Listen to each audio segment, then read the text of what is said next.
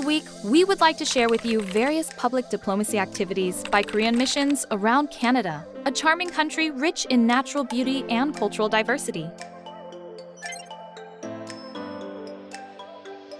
And that was a real adventure and so forth. You could buy anything there, and I know you used an attribute of them that made them a great country, and that is the energy of the people. But that was the thing. Environmental, with the Chung River or stream being renewed, the heritage being restored.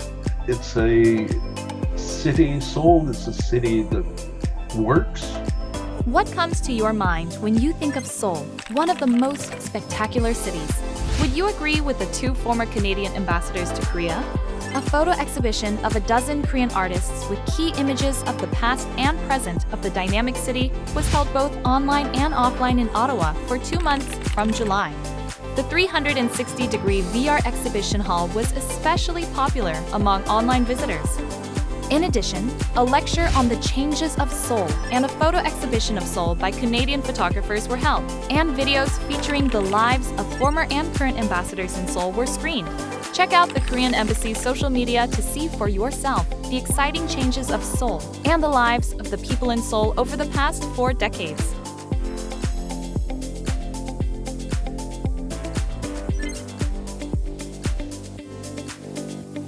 Located in central Canada, Ontario connects the Atlantic and the vast inland.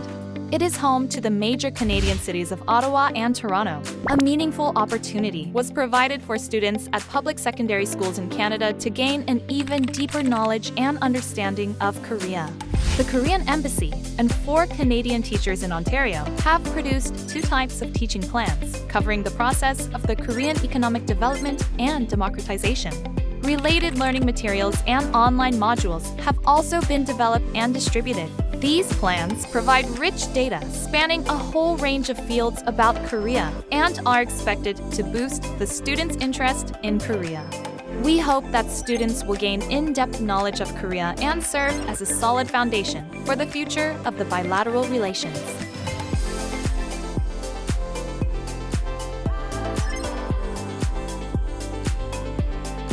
There are considerable hardships and adversity growing up as an adoptee, but in the end, every situation is only how you label it, said Sasha Frugoni, an adoptee breakthrough empowerment coach who participated in a mentoring event for Korean adoptees held in Ottawa on October 30th. She emphasized the importance of each person's perspective and attitude toward life, offering words of encouragement to the Korean adoptees.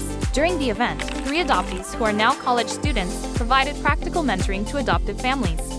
The event was arranged by the Korean Embassy in Canada to encourage the stable settlement and growth of the adoptees.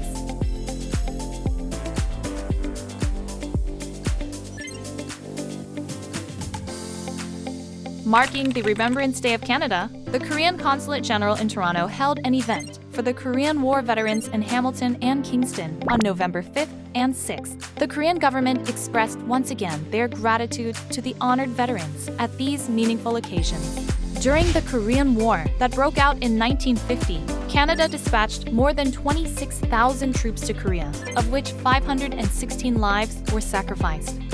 Various events were held to remember them, including the March of Veterans, singing of the national anthems of the 2 countries, honoring those who have sacrificed their lives, and a ceremony for the Ambassador for Peace medals. Without their noble sacrifice and courage, the freedom and prosperity Korea enjoys today would not have been possible. Korea will always remember the Korean War veterans from Canada and around the world.